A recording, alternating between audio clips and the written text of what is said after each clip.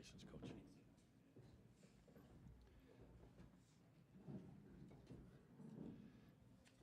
Kevin, Chance, Jelani, thank you very much for your time. We'll open up the floor for questions. Thomas Costello, Land-Grant Holy Land. Question for Chance and Jelani. This is both of your first NCAA tournament games. Can you talk through just the nerves beforehand and then walk me through how you felt you did today? Yeah, Cody sent us a text this morning just saying it's kind of win or go home and have that mentality, go out and have fun and play as hard as we can because, like McGuff said before the game started, all we're guaranteed is 40 minutes. So that was kind of my mentality going in today, just leave it all out on the floor.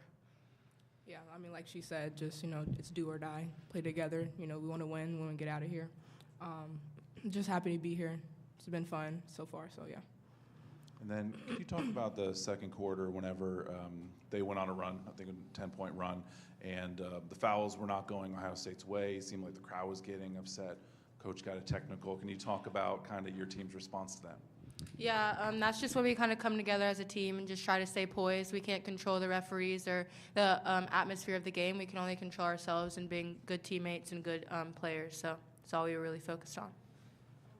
11 Warriors for Chance. The start of a second half there, 3 straight threes to start the half. That seemed like it just kind of was the moment you guys needed to start to pull away. Just what was going through you in that moment, and kind of did you feel that momentum shift there?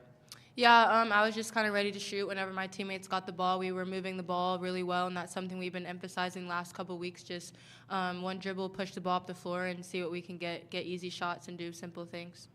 Jelani, for you, being from Tennessee, do you look ahead now and look at a potential matchup for Tennessee? Is that a matchup that would particularly excite you? I mean, at the end of the day, basketball's always been basketball, so I'm excited for whoever about to play. Brianna McKay, Columbus Dispatch. Kevin, can you talk about just those missed calls in the second half and your emotions on the sidelines? I just disagreed with some things that were going on out there, so I voiced my displeasure, and that's about it. And for Jelani or Chance, can you talk about after that moment how you guys kind of built off that? I know you guys, the whole team's been open about sometimes just not getting calls. Yeah, I mean, we just get fired up. Obviously, things weren't going our way, so we got to make them go our way, and that's exactly what we did.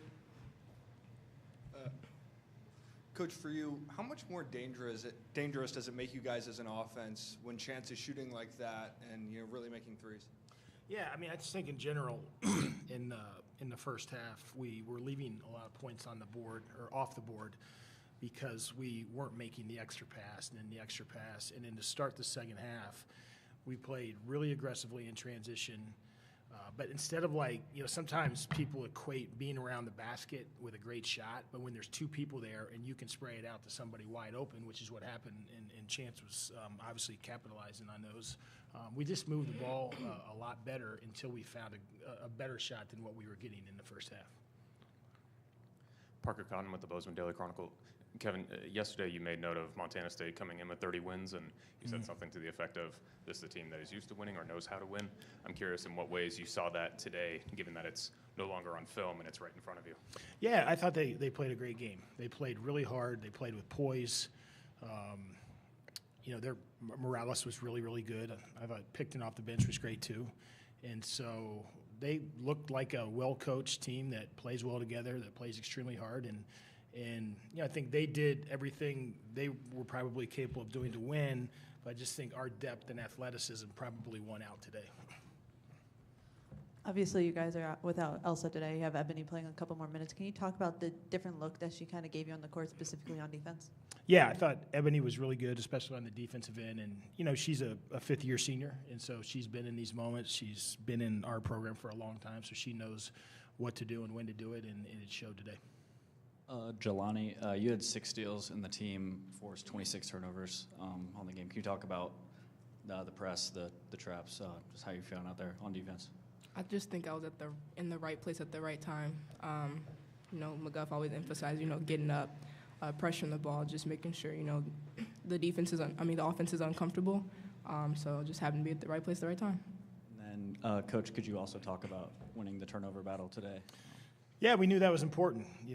Montana State plays a similar style, and they've had a lot of success this year in turning people over and turning those turnovers into points. And but I thought, especially as the game went on, I thought our depth and athleticism wore on them, and the turnovers started to come, and we were able to convert those into points.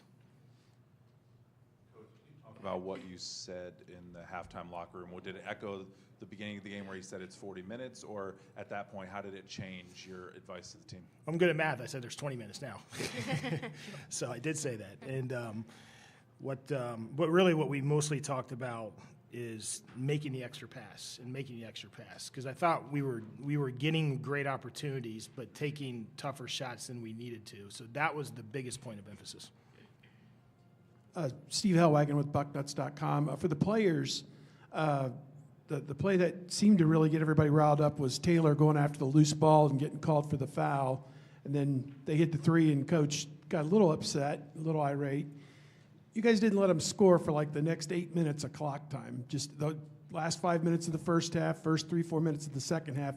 What changed for you guys defensively at that point? I know you put some points on the board, but what really started going well for you guys defensively to get those stops?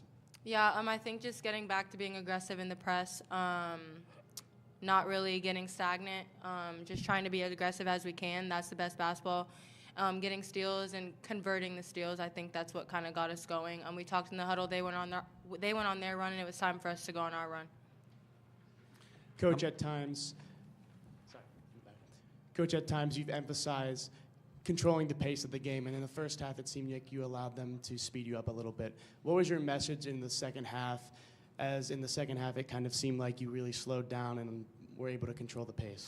Well, I think we actually played at the same pace, if not faster, but we were much more efficient with it, and we kind of like allowed the pace of the game to lead us into harder contested shots. But we combined pace in the extra pass in the second half, which led to a lot more shots, which we were able to make with a lot more efficiency. I'm going to just let the folks on Zoom know if you have a question, please use the raise hand application, and we'll be happy to get to you. Go ahead.